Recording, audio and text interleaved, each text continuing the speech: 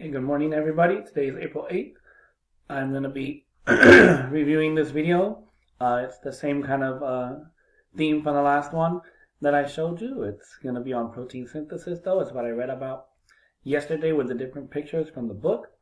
So you could be looking at your book while this video plays. I might be pausing it at a few points to review some of the information with you. Just a few updates. Just make sure, remember, you're checking Google Classroom daily in the All Classes section. I've been posting things in there, so if you need any help, let me know or email me through School Loop. I posted videos yesterday. I'll be doing another Zoom meeting. I did one last week, if you remember. We did a Kahoot game. A lot of you got on to play. That's fine. It's going to look like this one. I'll probably do it 11 o'clock again, like I did last week.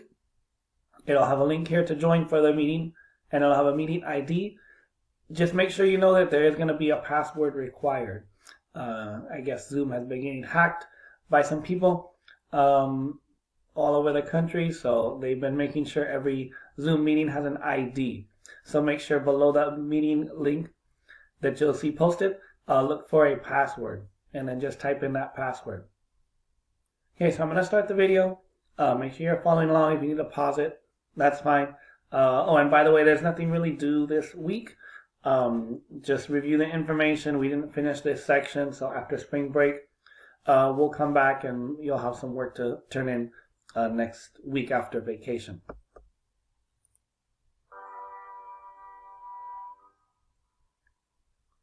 After learning about DNA, have you ever wondered how can the DNA actually result in a trait? Let's take an example, like eye color. Yes, your DNA has the genetic information that codes for the color of your eyes. Your eye color is based on the pigment that is inside the eyes. But in order to have that pigment, you have genes, which are portions of DNA that can code for proteins, which help make that pigment. So what we're going to talk about is how your DNA can lead to the making of a protein. This process is called protein synthesis. So remember, this was in the book. We talked about protein synthesis. Well, I talked about protein synthesis. From the book, it had the different pictures. It'd probably be a good idea to have those book pages ready to see if you have your physical book at home, so you can review those. Synthesis essentially means to make something. So protein synthesis means to make protein. And you may wonder, what's the big deal about proteins?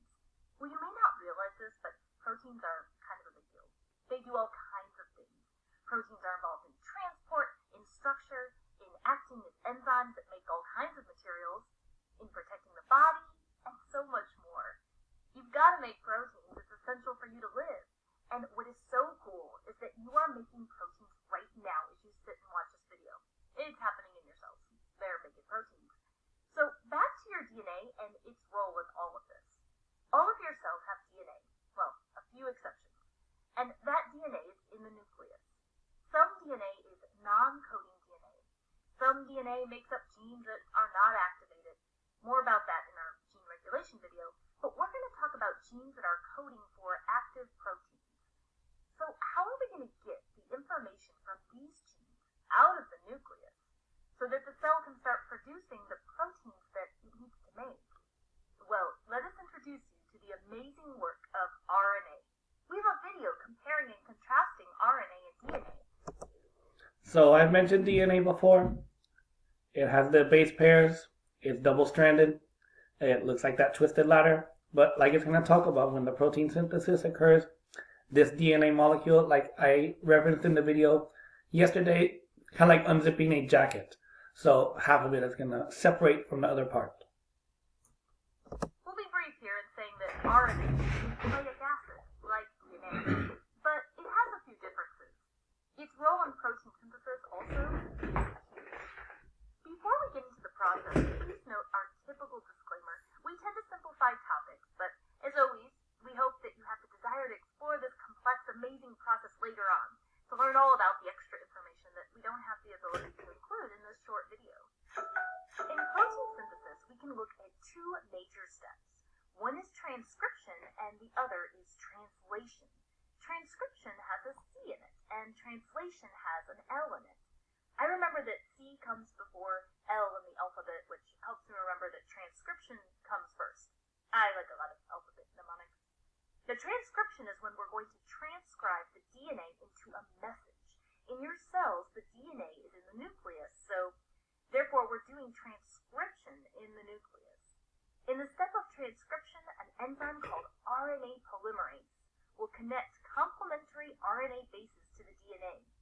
These RNA bases are bonded together to form a single-stranded mRNA. The M in mRNA stands for messenger. Messenger RNA consists of a message made of RNA that has been based on the DNA. We do want to mention that this mRNA is not usually ready to go right away. There's usually a significant amount of mRNA editing that occurs. We highly encourage you to do some reading about that because it's not only fascinating, it's critical for the process to work correctly. So what's something great about being mRNA? Well, in eukaryotes, you get out of the nucleus. The mRNA can go out of the nucleus into the cytoplasm where it's going to attach to a ribosome. Ribosomes make protein. The ribosome is made of rRNA, and that's an easy one to remember because the R stands for ribosomal RNA. The ribosome is going to build our protein in the next step called translation. You know, you can find a lot of great clips and animations on translation that are just fantastic.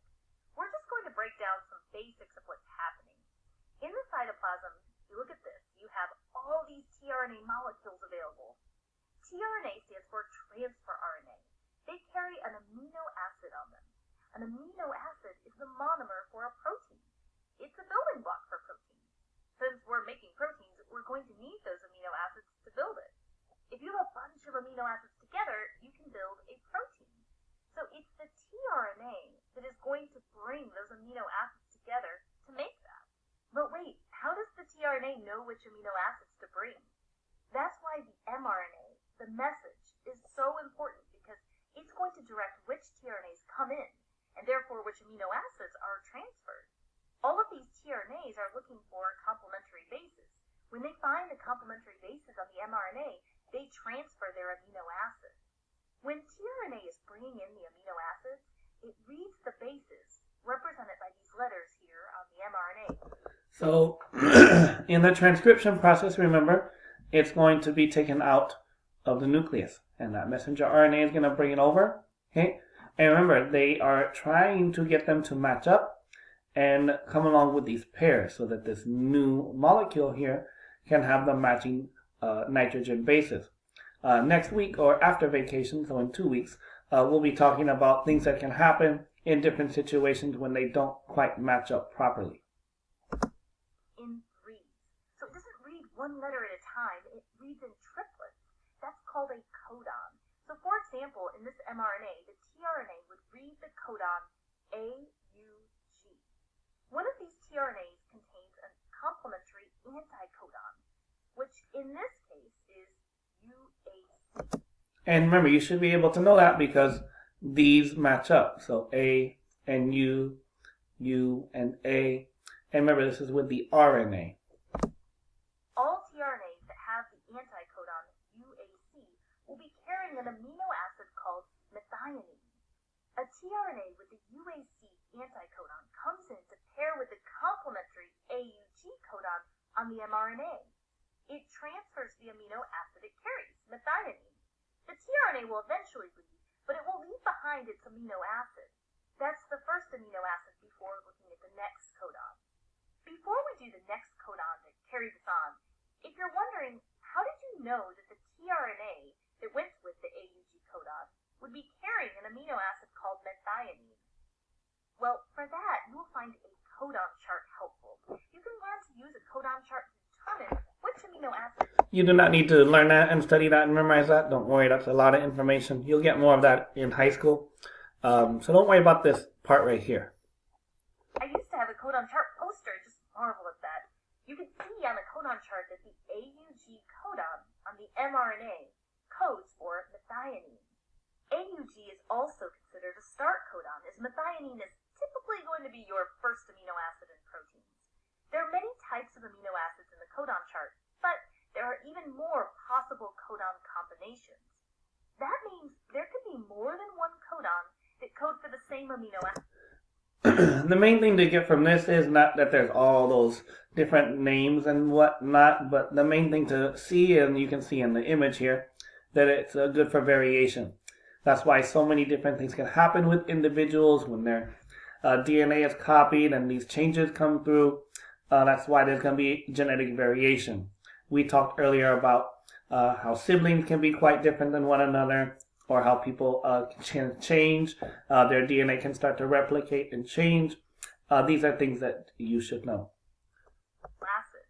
For example, according to the mRNA codon chart, all of these mRNA codons here code for the same amino acid, leucine. That means their complementary tRNAs all carry the same amino acid, leucine. Okay, so going back to the mRNA, let's try the next codon on this mRNA, CCA. On the codon chart, you can see that codes for the amino acid proline. The complementary tRNA has the anticodon GGU.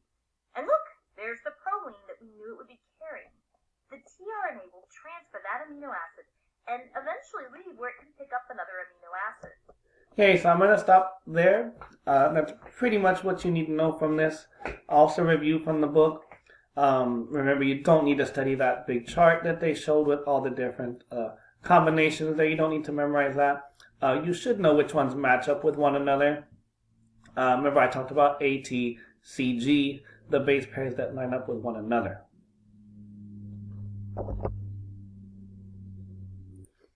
So once again, before I end for today, remember I'm going to be posting a link for a Zoom meeting.